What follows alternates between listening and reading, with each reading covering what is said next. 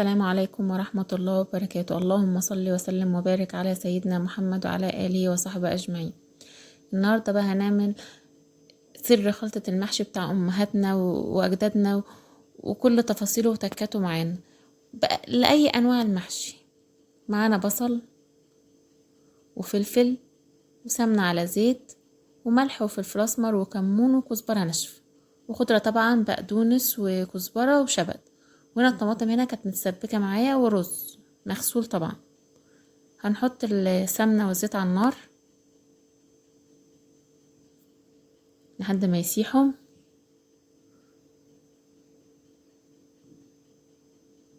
هننزل عليها بالبصل يا دوبك بس البصل يدبل وياخد لون مصفر هو والفلفل، ندبله بس كده.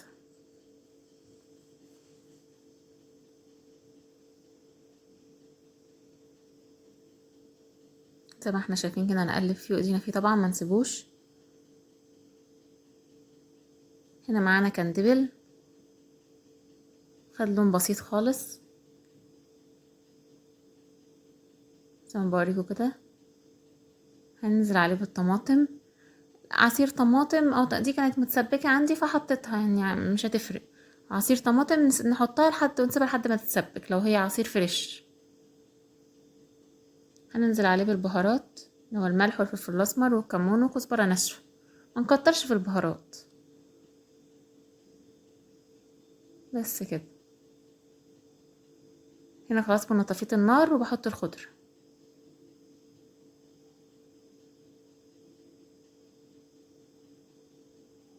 زي ما احنا شايفين كده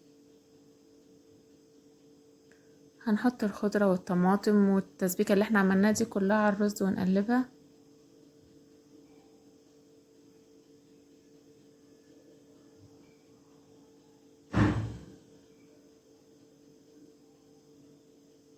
يا ريت ما ننساش اللايك عشان اعرف ان الفيديو عجبكم.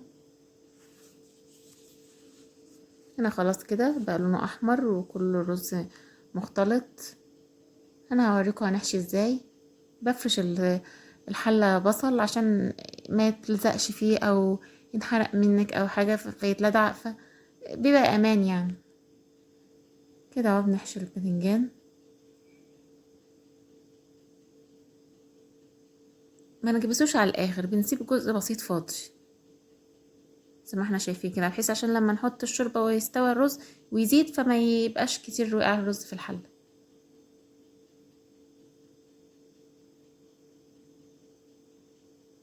زي ما احنا شايفين كده. هنحشي الفلفل برضو زيه.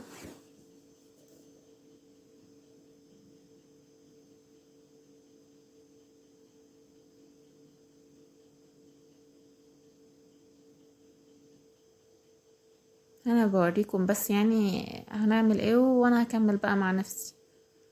هنا برضو الورق العنب زي ما احنا شايفين كده بنحطه على ايدينا كده ونقفله من كل النواحي ونلف. واللي مش بيعرف يلف على ايده ممكن يحط على طبق ويقفله برضو ويلف.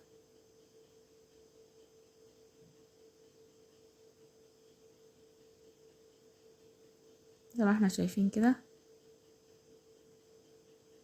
ابسط طريقة للمحشي واسهل طريقة من غير تعقيدات ولا اي حاجة.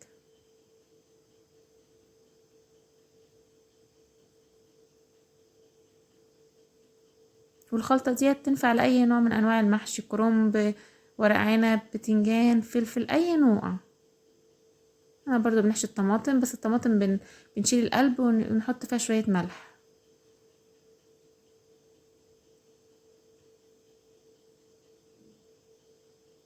زي ما احنا شايفين معانا كده. هنا خلاص كنت خلصت كل الكمية ورصتها. أنا بحب أرصها المحشي واقف، مش بحب أنيمه.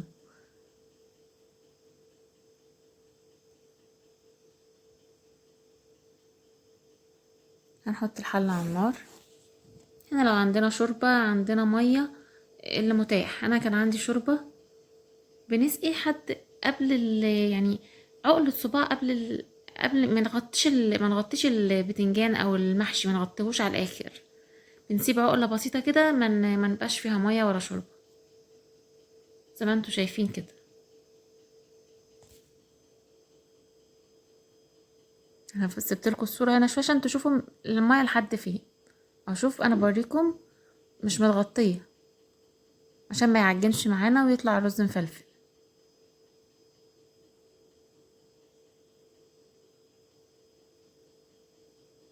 انا سبتها شويه عشان تشوفوها.